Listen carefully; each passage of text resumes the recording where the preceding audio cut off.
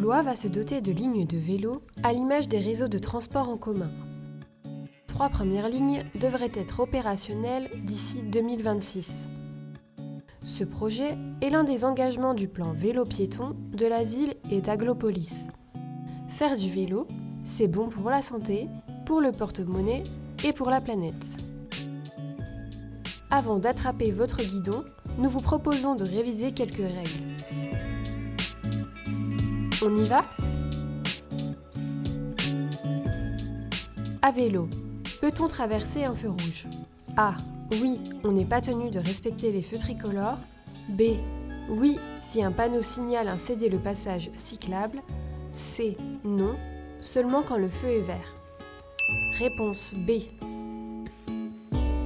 En présence d'un panneau indiquant un céder le passage cyclable, on peut poursuivre sa route à vélo en respectant le sens autorisé et en cédant le passage aux véhicules ayant la priorité et aux piétons.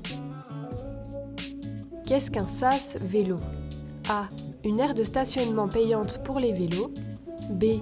Un équipement dédié à la réparation des vélos sur la voie publique. C. Une zone d'attente cyclable située avant un feu tricolore. Réponse C.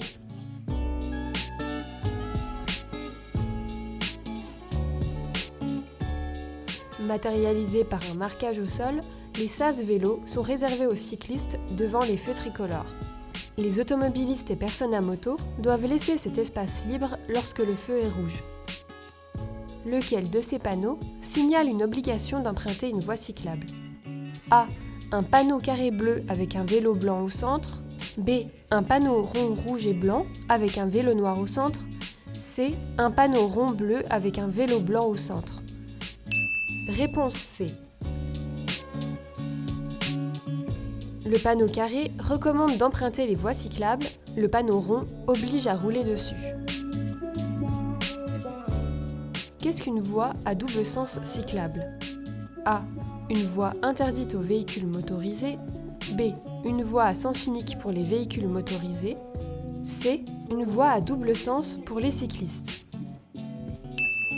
Réponse B et C. Certaines rues à sens unique pour les véhicules motorisés sont autorisées dans les deux sens pour les vélos. À vélo, il faut toujours rouler sur le côté droit de la voie selon son sens de circulation. Attention toutefois au risque d'ouverture intempestive de portières. Automobiliste, pour vous assurer que la voie est libre, ouvrez votre portière de la main opposée à celle-ci. Quelles parties d'un vélo doivent obligatoirement être équipées d'éléments réfléchissants ? A. Aucune signalisation lumineuse n'est obligatoire. B. À l'avant et à l'arrière. C. À l'avant, à l'arrière, sur les roues et sur les pédales.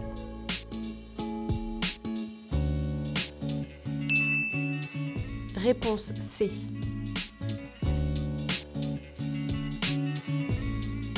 Le vélo doit aussi être équipé d'éclairage avant et arrière. En ville, quelle est la distance de sécurité à respecter lorsqu'un automobiliste dépasse un vélo ? A. 50 cm minimum. B. 1 m minimum. C. 1,50 m minimum. Réponse B.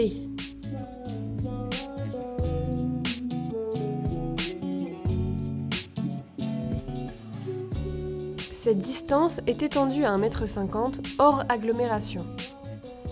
Avez-vous fait un sans faute ? Avec le plan vélo, la ville agit pour la sécurisation des voies cyclables, lutte contre les discontinuités et facilite ainsi l'usage du vélo sur un plus grand nombre de trajets.